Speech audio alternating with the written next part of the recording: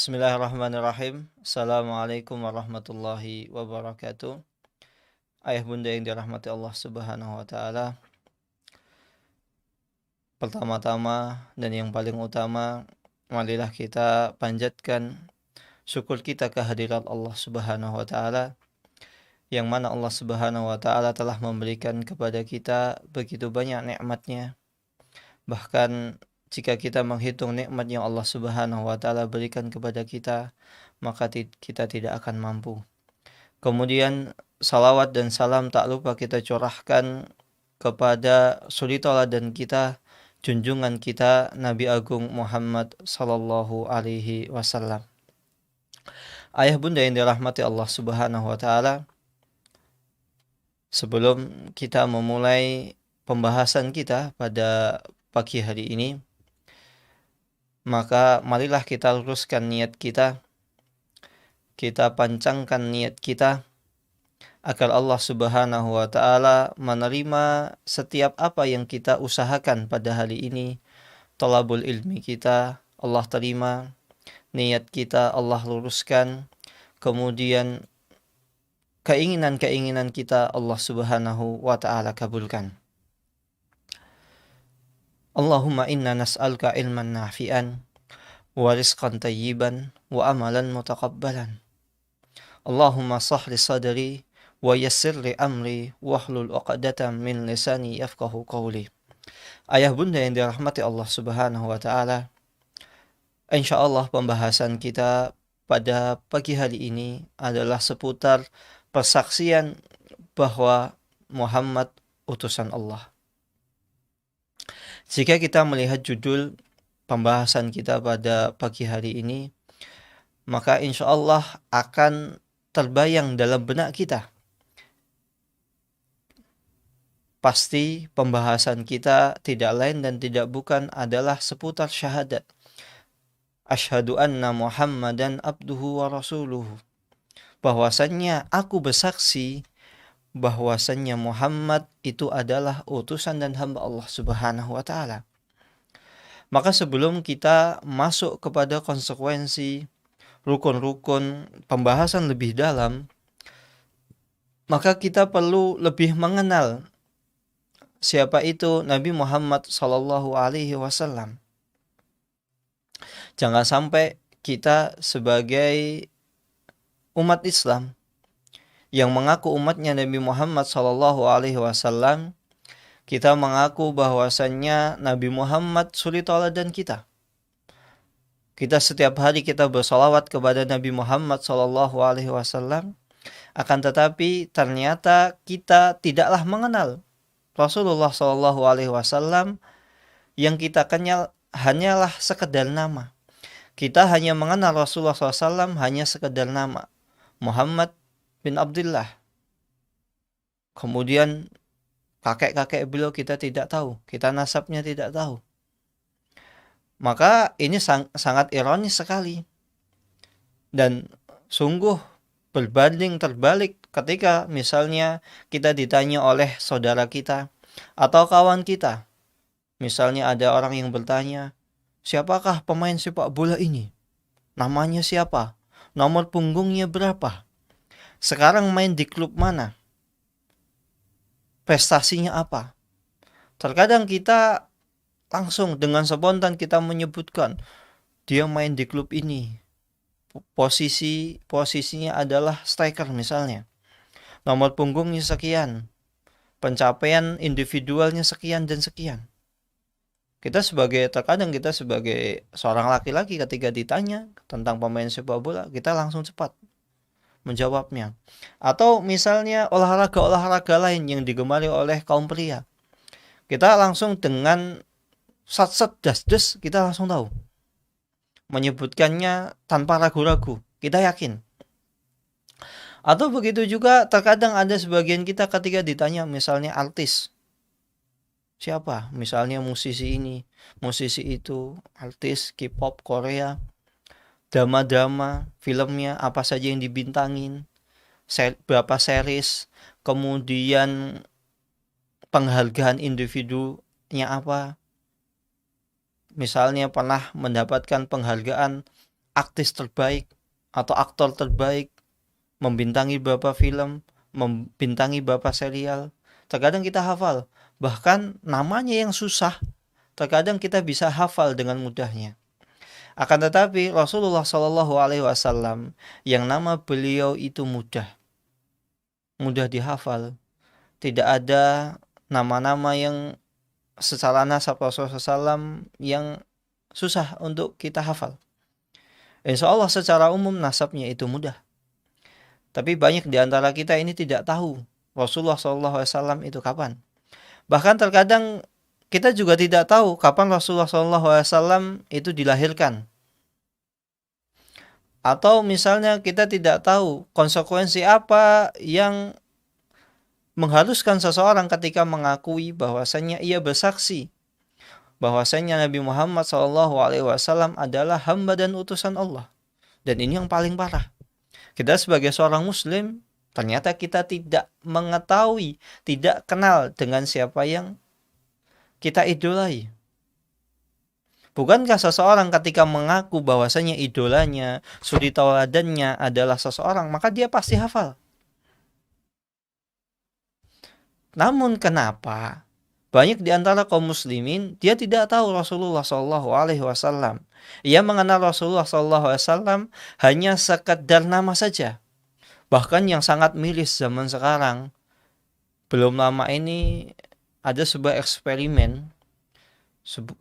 Beberapa mahasiswa ditanya secara random,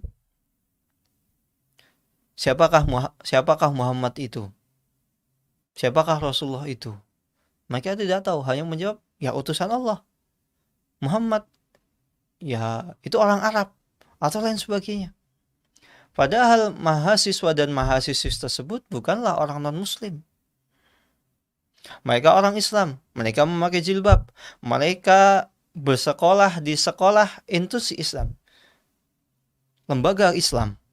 Bahkan tidak jarang ada di antara mereka itu mereka kuliah mengambil jurusan Islam, prodi Islam. Akan tetapi ternyata kenapa mereka tidak tahu siapakah suri tauladannya, siapakah junjungannya, siapakah yang menjadi yang layak untuk diidolai, layak untuk diikuti. Maka bisa jadi hal seperti ini terjadi, bunda yang dirahmati Allah Subhanahu wa taala, karena disebabkan kurangnya cinta kita kepada Rasulullah SAW. Kita hanya mengucapkan cinta itu di bibir, sedangkan apa yang ada di bibir beda dengan di hati. Bukankah seseorang ketika mengaku cinta itu bukan hanya dibuktikan di bibir saja, tindak tanduknya, hatinya hendaknya menunjukkan akan kecintaannya kepada siapakah yang menjadi idolanya. Dan yang sangat membuat kita miris, bunda yang dirahmati Allah Subhanahu wa taala, ketika banyak di kalangan kaum muslimin dia tidak mengenal Rasulullah SAW, ternyata ada orang-orang yang di luar Islam, mereka orang non-muslim, ternyata mereka lebih mengenal Rasulullah SAW. Bahkan banyak karya-karya orang barat, orang-orang non-muslim, mereka menulis tentang sejarah Nabi Muhammad SAW. Bahkan ada sebagian yang membuat makalah atau jurnal ilmiah tentang kehidupan Rasulullah SAW, sedangkan mereka sejatinya bukanlah seorang muslim. Ada sebuah buku yang ditulis oleh salah seorang non-muslim. Ia menuliskan tentang 100 tokoh orang-orang yang paling berpengaruh di dunia ini. Dari nama-nama orang yang memiliki kekuasaan, memiliki jabatan yang tinggi, memiliki yang pengaruh tinggi. Dan ketika itu ia menempatkan Rasulullah SAW di posisi pertama. Karena Rasulullah SAW adalah suri tauladan umat manusia, bukan hanya umat muslim. Tapi yang membuat kita sedih, kita sebagai muslim, itu Nabi kita, suri tauladan kita. Kenapa kita tidak mengenalnya lebih dekat dibanding orang-orang yang bukan orang Islam?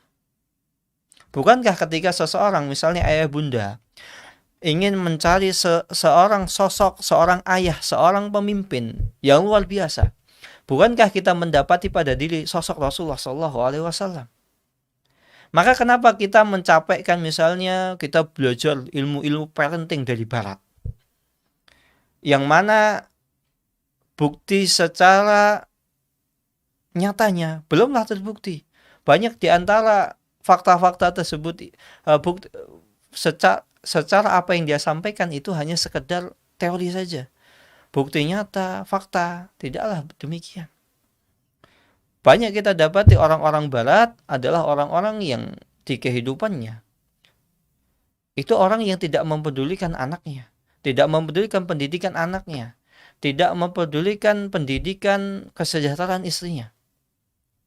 Sedangkan Rasulullah SAW, beliau adalah suri tauladan dari sisi seorang ayah, seorang bapak. Bukankah Rasulullah SAW beliau memiliki anak? Bahkan bukan hanya itu saja, Rasulullah SAW, Allah izinkan beliau untuk menikahi lebih dari satu istri. Bagaimana Rasulullah SAW memanajemen pendidikan keluarga, bagaimana Rasulullah SAW mengatur keluarganya, mengatur istrinya, mendidik anaknya.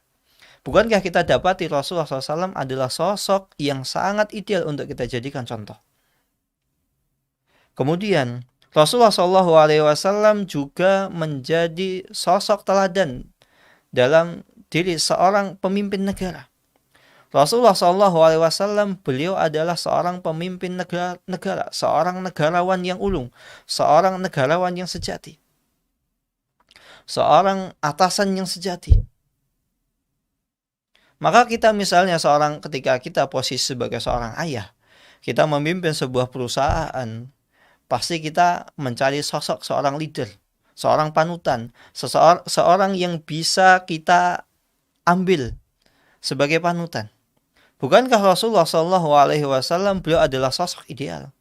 Beliau adalah seorang ayah, beliau adalah seorang pemimpin, seorang leader, beliau adalah seorang suami terbaik sepanjang masa.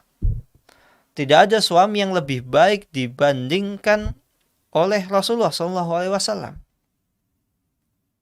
Dan beliau adalah seorang sosok sebagai pengayom keluarganya. Maka ketika misalnya kita mempelajari sirah Rasulullah SAW, kita bukan hanya mempelajari kehidupan Rasulullah SAW, kita juga bisa mengambil faedah-faedah dari apa yang beliau SAW alami bersama istrinya. Dan kita misalnya posisi kita sebagai seorang ibu, seorang bunda, kita bisa mengambil sosok Rasulullah SAW dari kehidupan beliau bersama istri-istrinya. Istri-istri beliau itu bukan hanya 1, bahkan 9. Akan tetapi Rasulullah SAW beliau tidak pernah sekalipun meninggalkan kewajibannya sebagai seorang suami. Beliau seorang suami, beliau seorang kepala negara, beliau seorang sosok ayah terbaik, beliau juga seorang sahabat terbaik. Yang mana sosok sahabat terbaik itu dia tidak pernah menyisihi, tidak pernah ingkar janji kepada sahabatnya. Seorang dermawan yang begitu luar biasa. Bahkan beliau SAW ketika mendapatkan rezeki, apa yang beliau dapatkan itu beliau sedekahkan. Maka ketika seseorang bisa menyedekahkan seluruh hartanya, maka ada sebuah faedah yang kita perlu gali. Apa itu? Bagaimana mungkin Rasulullah SAW sebagai seorang sosok kepala rumah tangga, yang mana dia diwajibkan untuk menafkahi anak istrinya. Namun dengan hal demikian, ketika Rasulullah SAW mendapatkan misalnya harta, beliau bisa menyedekahkannya semua. Bahkan dikisahkan Rasulullah SAW suatu ketika pernah mendapati di rumahnya tidak ada makanan. Karena gemarnya beliau beribadah. Dan beliau ketika misalnya menyedekahkan hartanya, itu bukan hanya karena sekedar semangat. Padahal di sana ketika seorang suami memiliki harta, maka ada orang yang paling utama untuk dia beri harta tersebut. Siapakah itu? Keluarganya. Tapi kenapa Rasulullah SAW dan para sahabatnya itu bisa menyedekahkan hartanya semuanya, setengahnya, sepertiga dan lain sebagainya? Lantas bagaimana misalnya sikap seorang istri? Bukankah misalnya ketika posisi sebagai seorang istri melihat suaminya menyedekahkan hartanya, pasti timbul rasa kekhawatiran. Nanti kita makan apa? Nanti ini bagaimana? Itu bagaimana? Maka coba kita pelajari sirah Nabi Muhammad SAW. Bagaimana beliau bisa meyakinkan istrinya ketika beliau ingin bersedekah, kemudian istrinya menerima. Maka Rasulullah SAW adalah sosok pemimpin, sosok orang dermawan yang terbaik. Seorang majikan yang tidak pernah membentak anak buahnya, bawahannya. Seseorang sosok terbaik dalam segala aspek, dalam bermuamalah baik kepada kawan maupun lawan. Terkadang kita hanya bermuamalah baik itu ketika kepada kawan kita. Sedangkan kepada lawan seringkali kita berbuat curang, aniaya, zalim, dan lain sebagainya. Bahkan tidak jarang kita ini sebagai seorang laki-laki, kita jarang sekali misalnya memperhatikan aspek-aspek ruhani, aspek-aspek agama dalam keluarga kita. Terkadang kita sebagai seorang ayah, kita selalu berdalil, saya sibuk di luar sana, saya sibuk mencari pekerjaan, saya sibuk mencari nafkah, saya sibuk ini, saya sibuk itu. Bukankah Rasulullah SAW beliau juga sibuk mengurusi istrinya? Beliau sibuk mengurusi umatnya. Beliau sibuk mengurusi anaknya. Beliau sibuk membantu istrinya. Bahkan dikisahkan Rasulullah SAW suatu ketika beliau membantu sang istri. Ketika istrinya membutuhkan bantuan. Bahkan sebelum istrinya membutuhkan bantuan, Rasulullah SAW sudah dengan sikap tekatan dan telaten membantu sang istri. Maka sungguh sangat ironi ketika kita misalnya, kita sebagai seorang laki-laki, kita hanya ingin enaknya. Kita sebagai seorang ayah, kita hanya ingin enaknya. Kita untuk memperhatikan aspek agama, keluarga kita acuh tak acuh. Jangankan untuk keluarganya, terkadang untuk diri sendiri, sebagian kita ini tidak mau belajar agama. Bukankah kita mengetahui bahwasannya ketika seseorang tidak memiliki skill yang mumpuni dalam kehidupan dunia ini, secara umum dia tidak akan berjaya, dia tidak akan sukses. Lantas ini kehidupan dunia. Bagaimana ketika kita berbicara tentang kehidupan akhirat, yang mana perjalanannya itu jauh, kehidupannya jauh, maka kita sebagai seorang laki-laki, terutama kita sebagai seorang pemimpin keluarga, hendaknya kita memperhatikan mau kita bawa kemana keluarga kita ini.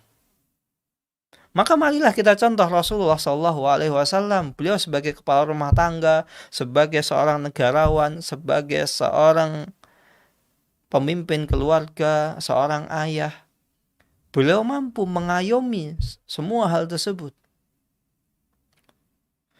Beliau juga sibuk berdakwah. Dan tak jarang di antara kita beralasan, saya sibuk mencari nafkah. Bukankah Rasulullah SAW juga mencari nafkah, tapi beliau juga sibuk berdakwah. Kita, istri cuma satu, ngaji males. Lantas bagaimana? Katanya kita ingin masuk surga. Katanya kita mencintai Rasulullah SAW. Katanya kita mencintai Rasulullah SAW, kita ingin masuk surga, kita ingin bersama Rasulullah SAW di surga. Tapi ternyata kenapa kita tidak mencontoh kehidupan Rasulullah SAW? Tidak harus sama persis. Misalnya Rasulullah SAW rumahnya dikisahkan 3 kali 4. Kemudian kita misalnya, saya cukup rumah saya 3 kali 4 saja. Padahal antum punya uang untuk misalnya membuat rumah yang bagus. Antum bisa untuk memberikan kepada istri yang lebih baik dibanding hal tersebut. Bukan berarti seseorang mengikuti Rasulullah SAW akhirnya sama persis, tidak harus. Setidaknya kita mengikuti Rasulullah SAW dari tata keramanya, sikapnya, kemudian gaya hidup beliau Sallallahu Alaihi Wasallam. Beliau kaya, bahkan dikisahkan Rasulullah SAW ketika menikahi ibunda Khadijah, mahal beliau itu 100 ekor unta merah. Kaya sekali. Akan tetapi kehidupan dunia itu tidak menyilaukan beliau. Kehidupan dunia tersebut itu tidak membuat beliau lupa dari tugas dan kewajiban beliau. Hak apa yang harus beliau dapat, hak apa yang harus beliau berikan kepada sang istri, kepada sang anak, kepada bawahannya, kepada umat Islam, semuanya beliau tunaikan. Oleh karena itu, maka selayaknya bagi seorang muslim, seorang mukmin sejati, ia lebih mengenal Rasulullah SAW karena beliau adalah seorang sosok teladan terbaik. Bahkan ketika nanti kita di akhirat, bahkan nanti ketika kita dikubur sebelum Allah Subhanahu wa taala bangkitkan di padang mahsyar, seorang akan ditanya, "Siapakah nabimu?" Dan pertanyaan ini bukanlah pertanyaan sembarangan pertanyaan. Maka pertanyaan ini yang akan menjawab adalah keimanan kita. Bukan hanya sekedar di bibir. Kalau kita ditanya ketika di dunia, siapakah nabimu? Kita semua akan mudah menjawab, nabiku adalah Nabi Muhammad SAW. Namun perkaranya ini berbeda ketika yang berbicara ini adalah keimanan. Yusabbitullahu alladhina amanu bilqawli tsabiti fil hayati dunya wal akhirah. Maka Allah Subhanahu wa taala akan memudahkan orang-orang yang keimanannya, yang kecintaannya kepada Rasulullah Sallallahu Alaihi Wasallam itu benar-benar nyata, dibuktikan, bukan hanya sekedar lisan, ia membuktikannya dengan perbuatannya, dengan hatinya. Maka Allah Subhanahu wa taala akan memudahkan orang tersebut ketika ditanya oleh 2 malaikat ketika ia dikubur. Maka bagaimana kita mau menjawab pertanyaan sang malaikat tersebut ketika kita kelak Allah Subhanahu wa taala wafatkan kita? Sedangkan kita tidak mau mempelajari sirah Nabi Muhammad SAW, kita tidak mau mempelajari apa-apa yang Rasulullah SAW tekankan, apa-apa yang Rasulullah SAW minta kepada umatnya agar ditunaikan, apa saja konsekuensi ketika seseorang mengaku bahwasannya cinta kepada Rasulullah SAW. Maka ketika seseorang mengaku cinta kepada Rasulullah SAW, maka makna sejatinya adalah ia membenarkan dengan pembenaran yang kokoh dari lubuk hatinya, yang mana hal tersebut itu selaras dengan ucapan lisannya bahwasannya Nabi Muhammad SAW adalah hamba dan utusan Allah Subhanahu wa taala kepada seluruh makhluk, baik kepada jin maupun kepada manusia. Oleh karena itu, dari sini bisa kita simpulkan konsekuensi atau rukun seseorang ketika mengaku bahwasanya Rasulullah SAW adalah utusan Allah. Yang pertama, kita harus mengakui risalah Rasulullah SAW. Allah Subhanahu wa taala berfirman, Muhammadur Rasulullah, yaitu Muhammad adalah utusan Allah. Dan yang kedua, setelah kita mengakui akan kerisalahan Rasulullah Shallallahu Alaihi Wasallam, kita juga meyakini penghambaan beliau, bahwasannya beliau ini adalah hamba Allah Subhanahu wa Ta'ala. Hal ini disebutkan dalam surat Jin ayat 19, wa annahu lamma qama Abdullah yad'uhu kadu yakununa alaihi libadah. Dan bahwasannya tatkala hamba Allah Subhanahu wa Ta'ala ia berdiri menyembahnya, ia berdiri mengerjakan ibadah kepada Allah Subhanahu wa Ta'ala, hampir-hampir saja ketika itu jin berdesak-desakan untuk mengerumuninya. Maka dari ayat ini bisa kita simpulkan bahwasannya Rasulullah Shallallahu Alaihi Wasallam adalah seorang hamba dan utusan Allah Subhanahu wa Ta'ala. Maka ketika seseorang meyakini bahwasannya Nabi Muhammad SAW itu adalah utusan Allah, maka ia tidak boleh mendustakan Rasulullah SAW. Maka ini sebagai bantahan kepada orang-orang yang dia meremehkan kedudukan Rasulullah SAW. Ia menganggap Muhammad itu hanyalah manusia biasa. Muhammad itu adalah seorang tukang sihir. Muhammad itu adalah seorang dukun. Muhammad itu adalah seorang penyair. Maka ketika seseorang mengakui bahwasannya Nabi Muhammad itu adalah utusan Allah, ketika seseorang bersyahadat Muhammadur Rasulullah, maka ketika apa yang datang dari Rasulullah SAW dari hadis-hadisnya, maka seseorang hendaklah menerima dengan legowo, menerima dengan lapang dada, bukan malah misalnya membantah, apa ini? Hadis apa ini? Kok begini, kok begitu? Tidak sesuai dengan saya, tidak sesuai dengan keinginan saya, dan lain sebagainya. Maka jangan sampai ketika kita mengaku cinta kepada Nabi Muhammad SAW, ketika Rasulullah SAW mengatakan perbuatan ini dilarang, kemudian kita mengatakan, wah, masa perbuatan ini dilarang? Saya kan hanya sekedar ekspresi kecintaan Nabi Muhammad, ekspresi saya bagaimana saya mengungkapkan cinta kita kepada Nabi Muhammad SAW.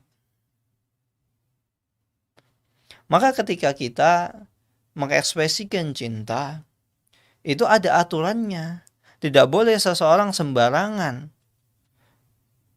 Ketika misalnya seseorang mengekspresikan cinta sembarangan tanpa mengikuti aturan, maka yang terjadi adalah penyimpangan-penyimpangan. Oleh karena itu, zina, baik agama manapun, ajaran manapun, tidak ada agama manapun di dunia ini yang membenarkan perbuatan perzinaan. Tidak ada yang membenarkan. Tidak bisa seseorang beralasan, kita kan sama-sama cinta. Cinta juga ada aturannya. Maka ketika aturan tersebut itu melarang mengekspresikan cinta yang demikian, mengekspresikan cinta yang berlebihan, maka otomatis perbuatan tersebut terlarang. Tidak boleh seseorang akhirnya naudzubillahi min dzalik kemudian menyeleweng dari kodratnya. Misalnya laki-laki suka dengan laki-laki, kan kita sama-sama cinta, itu tidak pernah dibenarkan. Bahkan agama manapun di dunia ini tidak ada yang melegalkan namanya pernikahan sesama jenis. Bahkan bukan hanya agama, hewan sekalipun itu tidak ada yang pernah membenarkan perbuatan suka dengan sesama jenis. Bukankah kita sering meremehkan hewan yang kata kita katanya tidak punya otak, tidak punya ini. Maka kalau seandainya ada manusia yang lebih sesat daripada hewan, menyisihi kodratnya, maka sungguh benar apa yang Allah Subhanahu wa Ta'ala sampaikan. Maka kelak mereka akan lebih sesat dibanding hewan-hewan tersebut. Maka bagaimana mungkin seseorang melanggar? Bagaimana mungkin seseorang mengaku cinta kepada Nabi Muhammad SAW, mengaku bahwasannya Rasulullah SAW itu adalah Rasul, apa yang beliau sampaikan itu wama yantiqu an hawa, beliau tidak pernah menyampaikan sesuatu yang mengikuti hawa nafsunya atau mengikuti keinginannya. Semua apa yang Rasulullah SAW sampaikan itu sejatinya mengikuti selaras dengan wahyu. Maka hal ini menunjukkan ketika datang hadis dari Nabi Muhammad SAW, maka hendaklah kita sebagai seorang muslim yang mengaku cinta, maka sikap kita adalah kita mengatakan sami'na wa ata'na, bukan kita malah membangkang. Kemudian ketika seseorang dari ayat Jin ayat 19 ini, ketika seseorang mengatakan wa annahu lamma qama Abdullah di sini hamba Allah, yang dimaksud adalah Nabi Muhammad SAW, maka ketika seseorang mengetahui bahwasannya Rasulullah SAW adalah hamba dan utusan Allah, terlebih lagi Allah Subhanahu wa Ta'ala di sini mensifati Rasulullah SAW adalah seorang hamba, dan seorang hamba tugasnya adalah beribadah, bukan diibadahi. Maka seseorang tidak boleh berlebih-lebihan kepada Rasulullah SAW. Akhirnya ia mengagungkan beliau dengan apa yang tidak ada tuntunan syariatnya. Ia mengagungkan Rasulullah SAW dengan apa yang tidak beliau sukai. Bahkan kemarin kita sempat sebutkan Rasulullah SAW suatu ketika pernah didatangi oleh seorang sahabat. Kemudian sahabat tersebut mengatakan, "Ya Rasulullah, anta sayyiduna." Ya Rasulullah, kamu adalah Tuhan kami. Engkau adalah engkau adalah sayyid, engkau adalah dengan mengucapkan pujian-pujian yang berlebihan. Maka ketika itu Rasulullah SAW segala menegur sahabatnya. Bahkan ketika itu ada salah seorang sahabat yang ketika Rasulullah SAW datang, tiba-tiba sahabat tersebut itu langsung sigap semua menyambut Rasulullah SAW. Ketika Rasulullah SAW melihat tersebut, beliau menampakkan wajah yang tidak beliau beliau sukai. Beliau tidak menyukai hal tersebut. Dan beliau sampaikan bahwasannya janganlah engkau berlebih-lebihan. Janganlah engkau ketika memujiku, menyambutku itu berlebih-lebihan. Maka bagaimana ketika Rasulullah SAW ketika masih hidup saja ada penyambutan yang berlebihan kepada beliau tidak suka. Lantas bagaimana ketika Rasulullah SAW sudah Allah wafatkan, kemudian seseorang membuat perayaan atau penyambutan yang mana hal tersebut itu ketika Rasulullah SAW masih hidup saja beliau tidak menyukainya. Lantas bagaimana ketika Rasulullah SAW sudah Allah wafatkan? Maka tidak boleh seorang mukmin sejati dia berlebih-lebihan mengagungkan beliau dan menganggap Rasulullah SAW itu memiliki sifat rububiyah. Misalnya seseorang contohnya meminta hujan kepada Rasulullah SAW. Ya Rasulullah agisni, ya Rasulullah turunkanlah hujan. Ya Rasulullah lancarkanlah rizkiku. Ya Rasulullah berilah aku jodoh. Tidak bisa. Seseorang tidak boleh meminta jodoh kepada Rasulullah SAW. Atau seseorang ketika melihat rumah yang bagus, kemudian dia mengatakan, akhirnya sholli ala nabi, disolawatin aja. Pernah suatu ketika itu anak masih semester 7 di Fakultas Syariah, ketika itu pelajaran qawaid fiqhiyah. Dan alhamdulillah ketika itu yang mengampu mata kuliah qawaid fiqhiyah adalah Profesor Dr. Sulaiman bin Salimullah Ar-Ruhaili. Beliau adalah pengisi tetap di Masjid Nabawi dan masjid serta khotib di Masjid Kuba. Terus suatu ketika itu kami tanya, ya Rasulullah, ada sebuah fenomena di negara kami tentang seseorang ketika menginginkan sesuatu, kemudian kita mengucapkan shollu ala nabi, sholawatin aja. Kalau bahasanya sholawatin aja. Kemudian apa jawaban beliau? Semoga Allah menjaga beliau. Beliau mengatakan kalau seandainya seseorang hanya bersandarkan kepada sholawat saja, maka itu cara tawasul yang tidak tepat. Maka ketika seseorang ingin bertawasul kepada Rasulullah, ingin mengucapkan sholawat, dan memang sholawat ini adalah salah satu sebab di antara terkabulnya doa. Maka ketika seseorang misalnya ingin menginginkan sesuatu, dia memulai dengan nama-nama Allah Subhanahu wa taala Asmaul Husna, nama-nama Allah Subhanahu wa taala yang indah lagi mulia. Kemudian setelahnya adabnya adalah ketika berdoa bersalawat kepada Nabi, bisa dengan bersalawat Ibrahimiyah, yaitu salawat yang biasa kita lakukan ketika kita tahiyat. Dan setelah itu dia meminta kepada Allah Subhanahu wa taala. Tidak boleh seseorang hanya bersandar Allahumma sholli ala Muhammad. Itu saat tidak langsung seseorang itu meminta kepada Rasulullah SAW bertawasul dengan lafaz-lafaz tersebut. Dan itu tidak dibenarkan. Dan itu bisa mengurangi kadar tawakal seseorang kepada Allah Subhanahu wa taala. Kadar seseorang bergantung kepada Allah Subhanahu wa taala sehingga akhirnya jin, setan menyelewengkan tawakal tersebut kepada jalan-jalan yang tidak diridhoi oleh Allah Subhanahu wa taala. Maka ayah bunda yang dirahmati Allah Subhanahu wa taala, ketika kita bersaksi bahwasanya Nabi Muhammad adalah utusan dan hamba Allah Subhanahu wa taala, maka kita yang pertama tidak boleh kita mendustakan risalah beliau. Apa yang beliau sampaikan pasti kebenaran. Apa yang beliau sampaikan tidak pernah menyisihi syariat yang diturunkan Allah Subhanahu wa taala. Kalaupun itu menyisihi, maka Allah Subhanahu wa taala langsung menegur beliau. Kemudian yang selanjutnya bunda yang dirahmati Allah Subhanahu wa taala adalah ketika kita meyakini bahwasanya Nabi Muhammad adalah hamba Allah, maka kita tidak boleh mengagungkan beliau atas apa yang tidak beliau inginkan, atas apa yang melebihi kadar beliau, melebihi apa yang Allah Subhanahu wa taala telah gariskan kepada beliau. Maka seseorang tidak boleh menganggap Rasulullah SAW itu memiliki sifat-sifat rububiyah. Oleh karena itu Rasulullah SAW sebelum Allah wafatkan, beliau berwasiat kepada para sahabatnya, janganlah engkau jadikan kuburanku itu wathanan yu'bad, dan janganlah engkau kuburkan aku di sembarang tempat. Karena itu bentuk pencegahan Rasulullah SAW kepada umatnya kelak, siapa tahu di antara mereka ada yang mengkultuskan.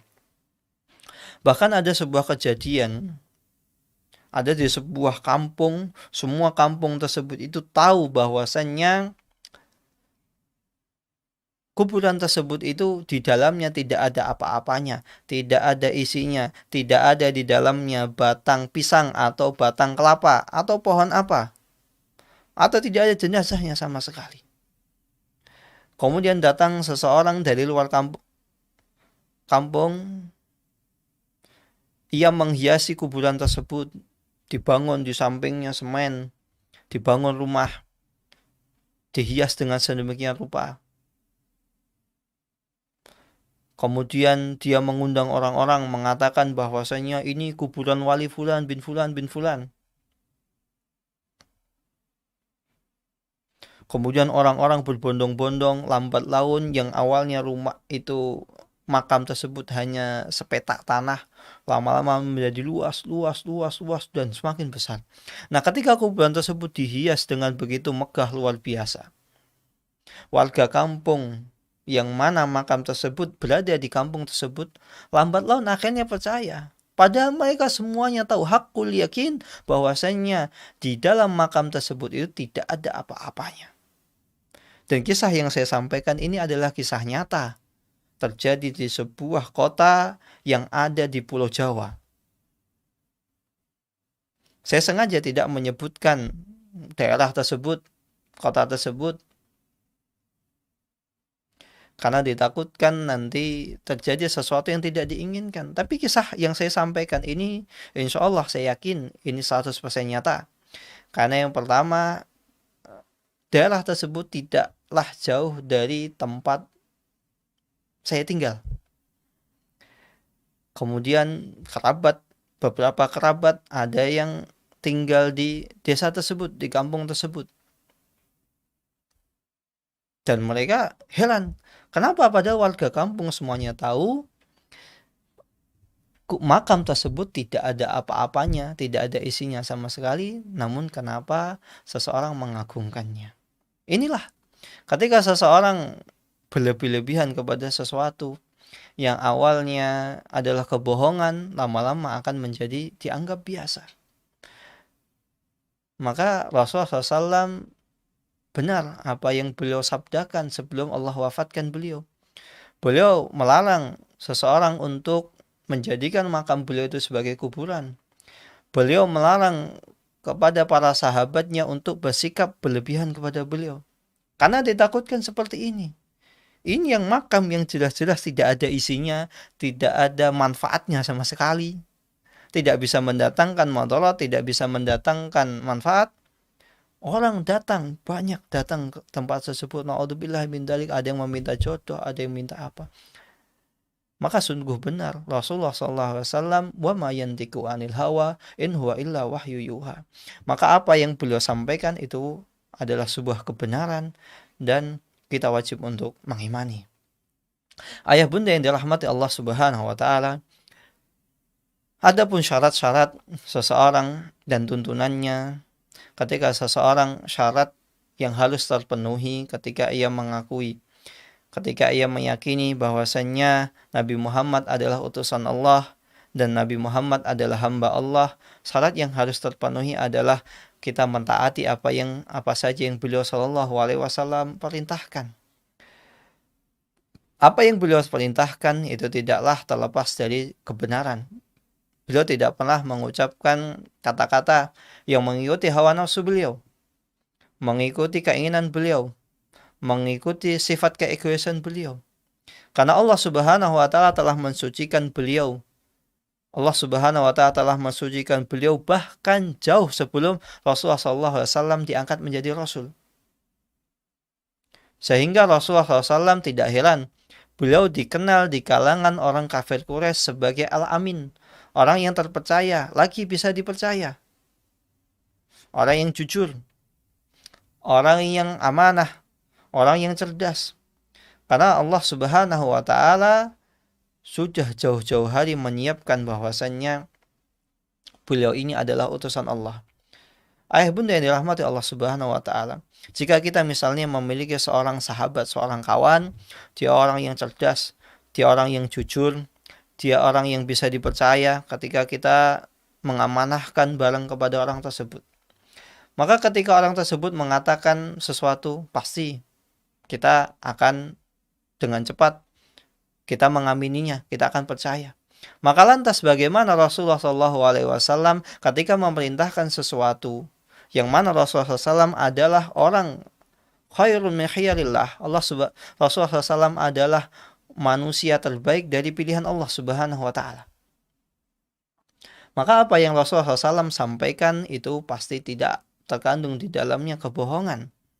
Cepat atau lambat kita pasti akan membuktikan sabda-sabda Rasulullah SAW. Maka oleh karena itu ketika Rasulullah SAW memerintahkan sesuatu apapun itu, maka wajib bagi kita untuk mentaati apa yang Rasulullah SAW perintahkan. Dan begitu pula kita wajib untuk membenarkannya. Maka syarat kedua yang ada adalah kita membenarkan apa yang Rasulullah SAW beritakan. Apa yang beliau sampaikan itu adalah sebuah kebenaran. Walaupun terkadang tidak masuk di logika kita, walaupun terkadang tidak masuk di nafsu kita. Maka apapun itu yang berkaitan, baik hal-hal yang beliau SAW beritakan, baik berkaitan dengan perkara dunia, maupun hal-hal yang berkaitan tentang perkara akhirat, maka baik masa lalu, masa yang akan datang, masa yang terjadi, maka itu semuanya pasti adalah kebenaran. Dan begitu pula, syarat yang ketiga, ketika seseorang mengaku bahwasanya Rasulullah SAW adalah hamba dan utusan Allah, kita menjauhi apa-apa yang Rasulullah SAW larang dan cegah. Sebagaimana kita mentaati perintah beliau, kita melaksanakan apa yang beliau perintahkan, maka kita juga harus menjauhi apa yang Rasulullah SAW larang. Maka tidak bisa dikatakan seseorang itu taat ketika dia hanya menjalankan perintahnya saja, tapi tidak menjalankan apa yang dilarang. Maka itu ketaatannya bukanlah ketaatan yang sempurna. Maka apapun itu yang Rasulullah SAW larang, hendaklah kita menjauhinya, walaupun hal tersebut itu bertentangan dengan hawa nafsu kita. Walaupun hal tersebut itu bertentangan dengan ajaran nenek moyang kita. Walaupun hal tersebut itu bertentangan dengan adat dan istiadat kita. Maka ketika Rasulullah SAW melarangnya, maka kita wajib untuk menjauhinya. Namun bukan berarti ketika kita misalnya apa yang Rasulullah SAW larang ternyata itu bertentangan dengan adat dan istiadat di masyarakat kita. Bukan berarti kita akhirnya menjauhi masyarakat tersebut, tidak. Kita masih bisa bermuamalah dengan masyarakat dengan apa-apa yang masih dalam koridor syariat. Kita masih bisa menghormati mereka. Ada sebagian di masyarakat itu ketika menghormati seseorang itu harus membungkuk. Atau sebagian di daerah ada yang harus sujud. Padahal Rasulullah SAW melarang seseorang sujud kepada selain Allah Subhanahu wa Ta'ala. Maka bukan berarti seseorang tidak bisa menghormati orang yang dia muliakan, orang yang dia anggap berjasa, orang yang dia anggap memiliki kedudukan. Bukan berarti dia tidak bisa menghormati mereka. Tetap masih bisa menghormati mereka, akan tetapi dengan ketentuan koridor yang telah Rasulullah SAW dan Allah Subhanahu wa Ta'ala gariskan dan tentukan. Dan kemudian yang keempat, konsekuensi keempat setelah seseorang mentaati apa yang Rasulullah SAW perintahkan, kemudian membenarkan apa yang Rasulullah SAW beritakan dan sampaikan, serta ia menjauhi apa yang Rasulullah SAW larang dan cegah. Syarat yang keempat adalah hendaklah dia beribadah kepada Allah Subhanahu wa Ta'ala dengan syariat yang beliau Shallallahu Alaihi Wasallam bawa. Maka aneh ketika misalnya seseorang mengaku beragama Islam, kemudian ingin mempraktekkan syariat Islam, ternyata yang dia ambil itu bukan dari Al-Quran dan hadis, bukan dari apa yang Rasulullah SAW ajarkan.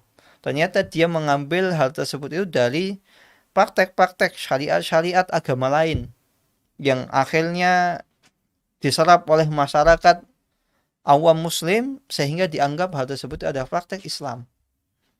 Atau misalnya diambil dari agama lain kemudian dimasukkan ke dalam agama Islam. Maka lucu, seseorang mengaku bahwasanya dia beribadah kepada Allah, beragama Islam, namun ternyata dia mempraktekkan syariat yang bukan dibawa oleh Rasulullah Sallallahu Alaihi Wasallam. Maka ketika seseorang hendak beribadah kepada Allah Subhanahu Wa Taala, dia tidak boleh menggunakan praktek-praktek atau syariat-syariat selain apa yang Rasulullah SAW bawa. Tidak mungkin seseorang misalnya sholat dengan berdalil, dengan beralasan, saya kan cinta Allah, saya kan senang sholat. Kemudian ketika sholat subuh 4 rakaat atau 5 rakaat, atau misalnya ketika seseorang misalnya mau sholat, kan sebelum sholat panggilan sholat itu adzan. Misalnya seseorang mau sholat duha, kemudian dia adzan di masjid. Kemudian orang-orang berbondong-bondong datang. Kenapa kamu adzan? Bukankah ini masih jam 10 pagi? Bapak, Ibu, mohon maaf, saya mau sholat. Kan kalau mau sholat kan panggilan untuk sholat itu adalah adzan. Maka tidak ada orang yang membenarkan cara tersebut.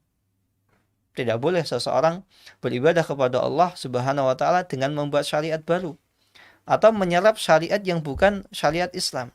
Na'udzubillahi min dzalik. Maka salah satu sebab Allah Subhanahu wa Ta'ala, hikmah Allah Subhanahu wa Ta'ala mengutus Rasulullah SAW kepada umat manusia tentunya adalah untuk mengajarkan manusia bagaimana cara beribadah kepada Allah Subhanahu wa Ta'ala yang benar. Maka ketika Allah Subhanahu wa Ta'ala telah mengutus Rasulullah SAW kepada kita semua, maka cukuplah apa yang Rasulullah SAW bawa. Cukuplah kita berpegang teguh dengan apa yang Rasulullah SAW sampaikan. Bukan kita malah bertanya atau mengambil syariat-syariat di luar Islam. Wallahu ta'ala alam bisawab. Ini yang bisa saya sampaikan. Ayah bunda yang dirahmati Allah Subhanahu wa Ta'ala, semoga Allah Subhanahu wa Ta'ala memberkahi umur kita. Semoga Allah Subhanahu wa Ta'ala memberikan kepada kita ilmu yang manfaat. Allah Subhanahu wa Ta'ala menganugerahkan kepada kita kesehatan yang sempurna. Allah Subhanahu wa Ta'ala menyehatkan orang-orang yang barangkali ada di antara kaum muslimin yang sedang sakit. Allah angkat musibah saudara-saudara kita yang saat ini sedang tertimpa musibah di Turki, di Suriah, dan di negara manapun, di daerah manapun. Wa sallallahu ala nabiyyina Muhammad wa akhiru da'wana alhamdulillahi rabbil alamin. Tafadhal, kalau ada pertanyaan bisa disampaikan.